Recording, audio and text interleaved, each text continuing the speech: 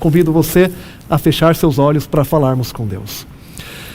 Senhor, nosso bom e amado Deus, grande, poderoso, infinito, em amor, em poder, em sabedoria. Nós te agradecemos e te louvamos, porque o Senhor tem usado o pastor Rodrigo através dessa semana para nos falar um pouco mais sobre esse amor que vive.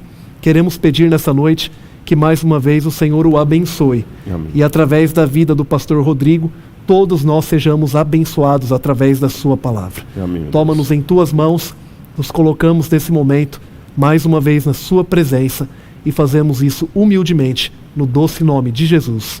Amém. Amém, Senhor. Amém.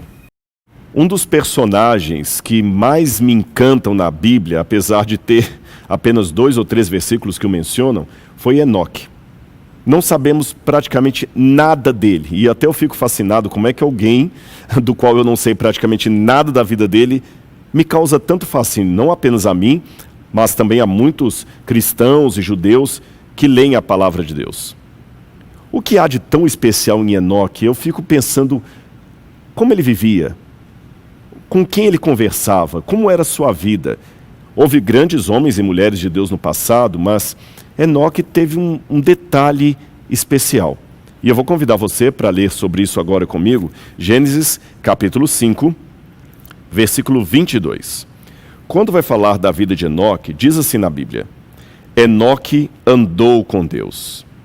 E depois gerou Matusalém. Viveu 300 anos. Teve filhos e filhas.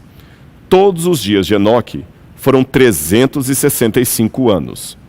Enoque andou com Deus e não foi mais visto, porque o Senhor o levou para junto de si.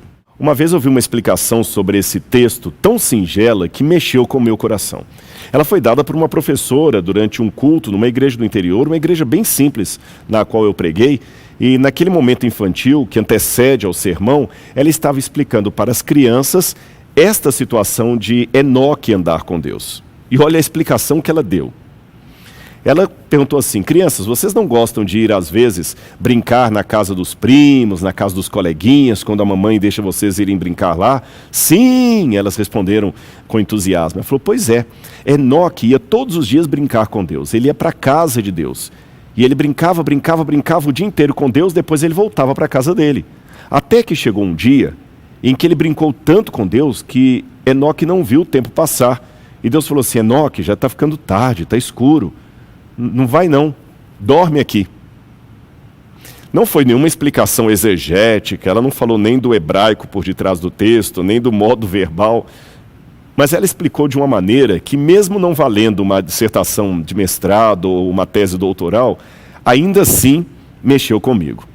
E, de certa forma, é bem isso que o texto está dizendo, porque o modo como o verbo halar está aqui no hebraico, caminhar, dá a entender, o modo verbal aqui está no imperfeito. Halar é andar, caminhar, mas está no imperfeito do Ritfael. Significa o seguinte: Enoque estava andando lado a lado com Deus. Se você olhar em outras passagens, como por exemplo, 1 Samuel capítulo 25, versículo 15, você vai ver a mesma ideia expressa ali, dos homens que trabalhavam lado a lado no campo.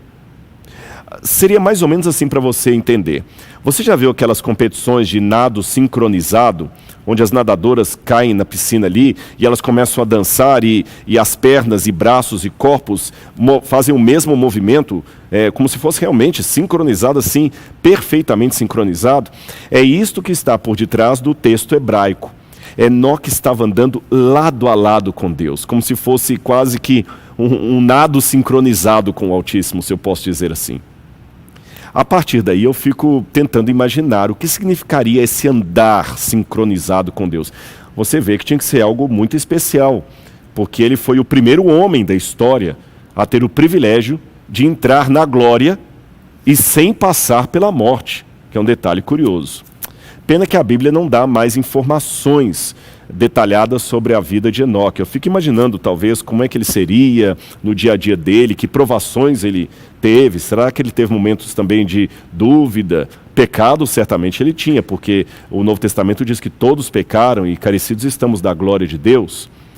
Mas o fato é que Enoque tinha uma espiritualidade bem acima do normal. E sendo das páginas da Bíblia para a nossa vida hoje, nós podemos perguntar à luz do Evangelho e da doutrina do santuário o que significa caminhar com Deus agora, no século XX. Seria uma utopia imaginar que possamos ser Enoque e possamos caminhar com Deus à semelhança do patriarca? Essa é uma pergunta que você deve já fazer de maneira reflexiva. E sabe, olhando assim para o santuário, eu percebo novamente aqui, o santuário nos dá um mapa de como seria a nossa caminhada, o nosso andar dia após dia com Jesus.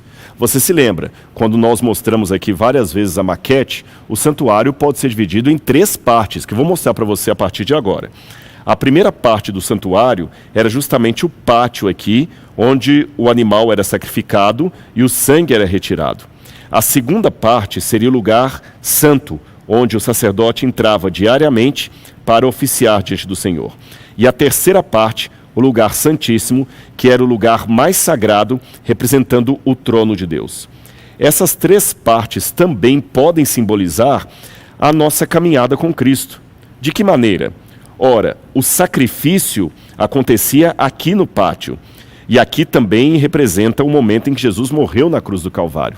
Sendo assim, o pátio seria o local da nossa redenção, onde nós somos salvos por Cristo Jesus, onde nós entregamos a nossa vida a Ele e recebemos os méritos da cruz, os méritos do sangue do Cordeiro.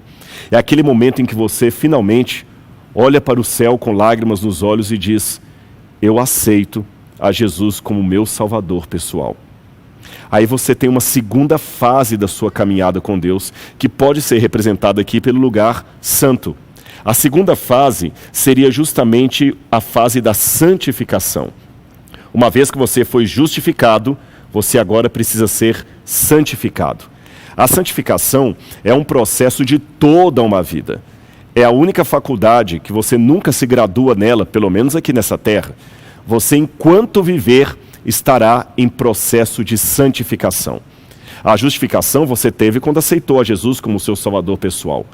Mas a santificação é todo dia.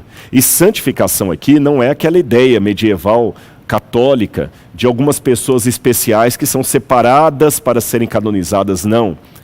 A santificação é algo que Deus deseja para todos os seus filhos. Todos os dias que estou caminhando com Cristo, eu estou me santificando. Eu estou sendo cada vez mais separado do mundo, à semelhança do que aconteceu com Enoque. E, finalmente, a terceira parte, o lugar santíssimo, representa o momento em que estaremos face a face diante do nosso Deus. Seria a nossa glorificação por ocasião da segunda vinda de Cristo. Então nós temos no pátio a nossa justificação, no lugar santo a nossa santificação e no lugar santíssimo a nossa glorificação. A justificação acontece no momento em que aceitamos a Cristo como nosso Salvador pessoal.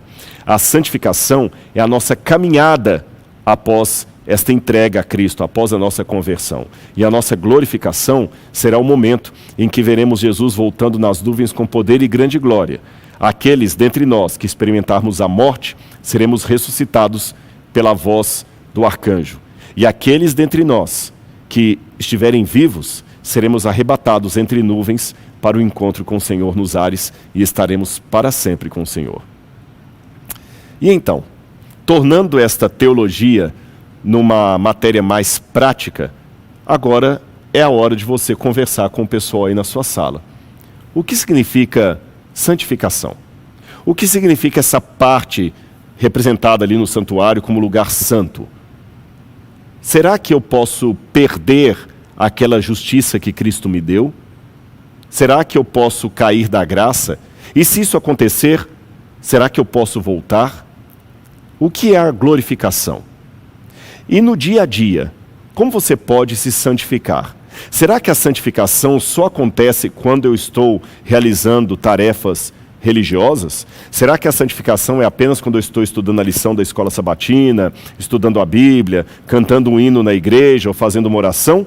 Ou a santificação também deveria abarcar a minha vida secular? Como eu posso também me santificar enquanto estou consertando um carro, trocando o pneu do meu automóvel, escrevendo um e-mail para um amigo, ou um WhatsApp para alguém, ou até tirando um selfie durante o momento de férias. Será que esses espaços também oferecem ambiente para a minha santificação?